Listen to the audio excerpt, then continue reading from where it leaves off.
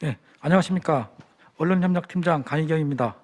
지금부터 오미크론 유행에 대응한 방역 대책 등에 대한 온라인 브리핑을 시작하겠습니다. 코로나 방역 대응 추진 단장으로부터 설명이 있겠습니다. 예, 우리 노에서는 자율, 책임 방역 강화 및 민관 협력 체계 구축을 통한 오미크론 시대에 대응할 계획입니다. 주요 내용을 먼저 말씀드리면 확진자 조사와 격리, 재택 치료 등 오미크론 특성을 고려한 방역 체계 치료로 개편됩니다. 또한 자기 기입식 전자 역학 조사서를 운영하고 자가격리 앱을 폐지하게 됩니다. 그리고 가족 등 공동 격리자 외출도 허용이 됩니다. 또한 기존 확진자가 재택 치료 키트는 확진자에게 배급됐던 재택 치료 키트는 60세 이상 등 집중 관리군 중심으로 지급이 되고 방역 인력도 재배치가 됩니다. 세부적으로 말씀드리겠습니다.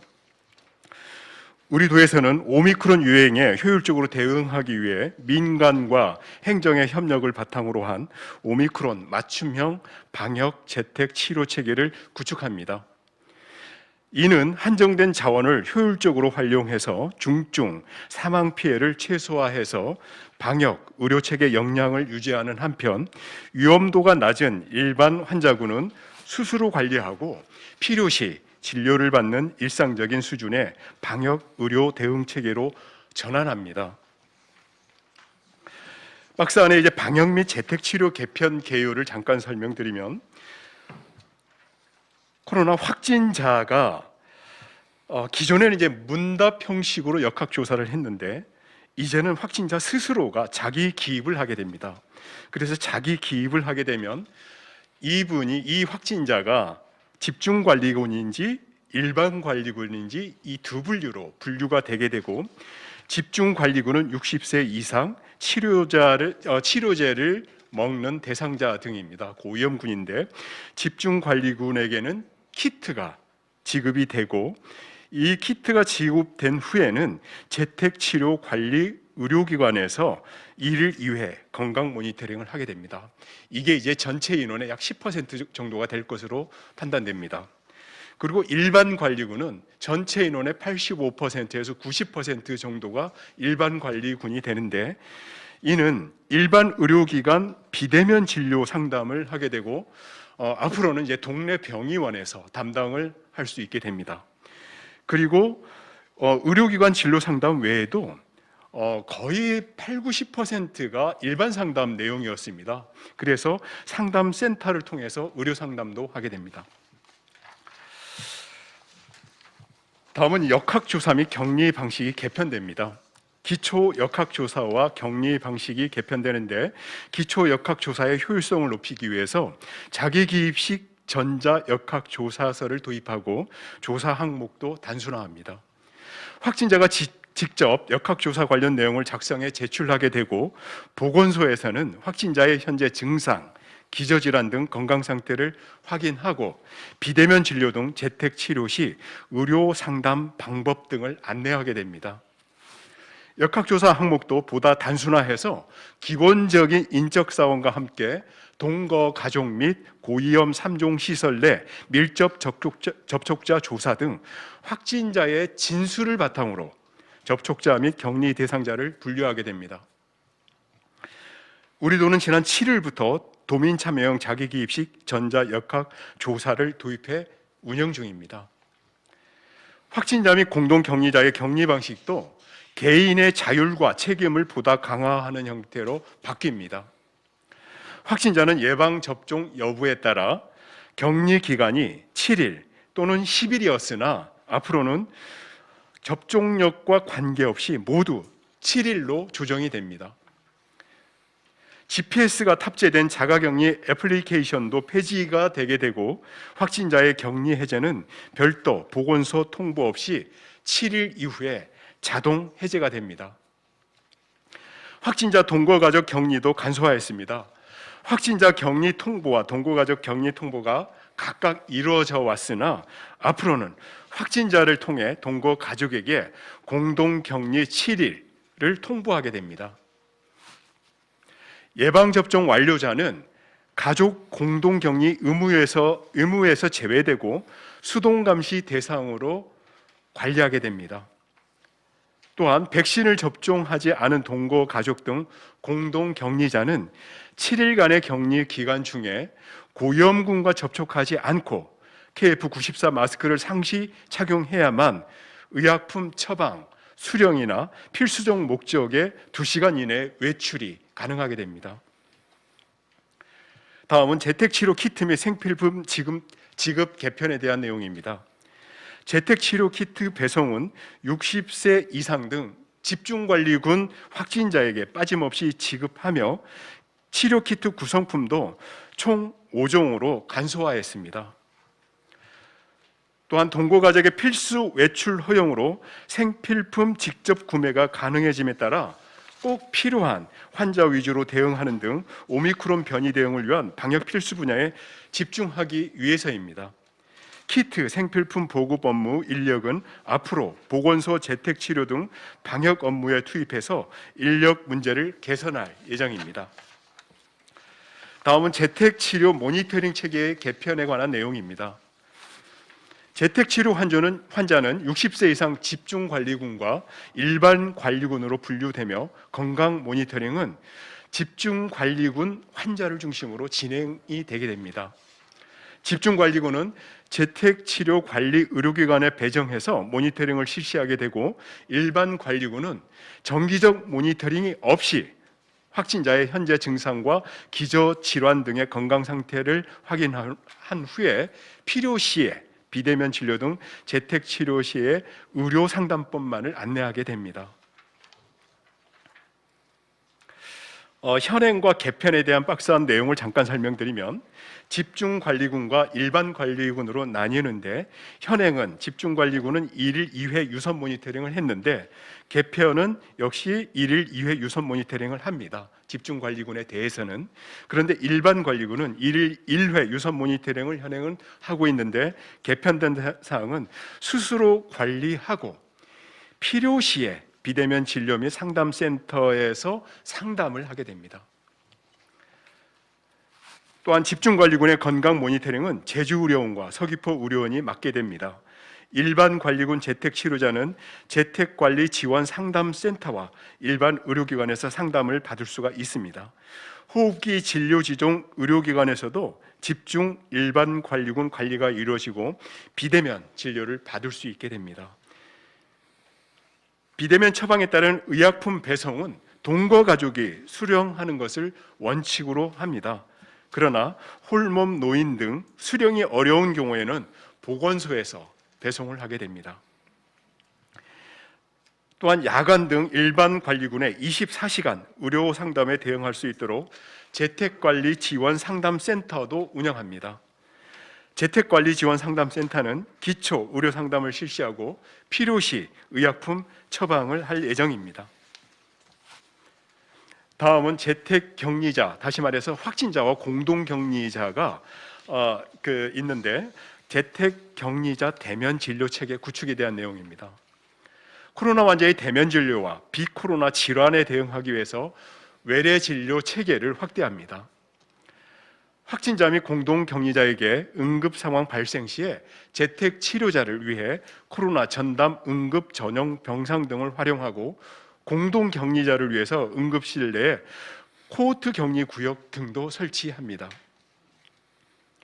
다음은 오미크론 특성에 맞는 민관 협업 의료 대응 체계 구축에 대한 내용입니다. 오미크론 특성을 고려해서 방역 대응 역량은 고위험군의 중증 사망 방지 및 중증 환자 관리에 집중하고 무증상 경증인 환자는 동네 병의원과 함께하는 협력 대응이 이루어집니다. 호흡기 진료 지정 의료기관을 중심으로 유증상자의 진찰, 검사, 치료까지 담당하는 체계가 지난 3일부터 도입이 된 바 있습니다. 동네 병의원 등 일반 의료기관에서 비대면 전화 처방과 진료를 통해서 재택치료 환자 관리까지 가능한 체계로 전환해서 역할을 점차 확대해 나갈 계획입니다. 재택치료가 어려운 환자를 위해서 생활치료센터도 지속적으로 확충 및 병행 운영합니다. 환자별 중증도에 따른 적합한 의료 서비스와 의료 체계 내 관리도 지속됩니다. 입원 요인이 있는 환자는 중증도별로 치료 병상을 확보하고 보건소 중심 신속한 대응과 병상 배정을 통해 집중 관리할 예정입니다. 확진자 검사, 배정, 치료 체계 흐름도는 참조하시기 바랍니다. 예, 이상 브리핑을 마치도록 하겠습니다. 이어서 실시간 온라인 기자단 질문에 대해 답변 드리도록 하겠습니다. JIBS 김동훈 기자입니다.